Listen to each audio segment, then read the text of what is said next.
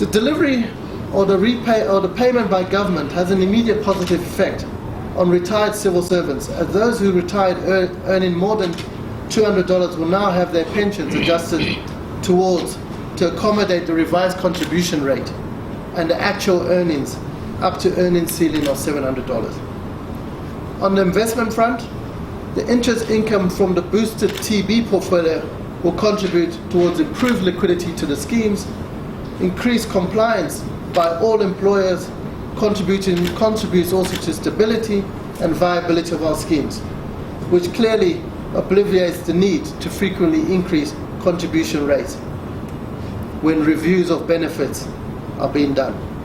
The authority therefore encourages all our employers to follow the government's lead and to timelessly comply with NSSA obligations. The board has tasked management to further sweat TBs in order to get a meaningful investment return that will result in an improved standard of living to all our pensioners. Turning to the restructuring exercise, as intimated in quarter reports issued earlier on, the board approved a voluntary retrenchment exercise which was successfully implemented from December 2016.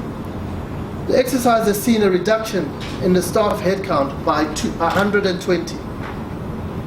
It is part of an ongoing process that will achieve the dual objective of reducing staff costs, improving service delivery. Elsewhere in Africa, other similar social security organizations are managing at least 4 or more schemes, but with far less employees than what NSSA, with only 2 schemes, currently employs. Further reductions, as painful as it is, in staff-related expenses has been achieved through rationalization of benefits to staff and a new remuneration framework that's been implemented. We have, in addition, following a skills audit, sought to recruit 8 middle managers. And the idea there is to try and introduce correct skills at the correct level to ensure delivery by NSSA.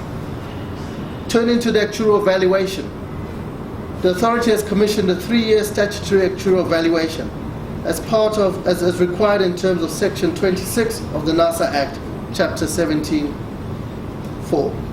The valuation is critical in providing a guide on long-term viability and of the existing schemes, investment portfolio mix, and benchmarking of benefits level.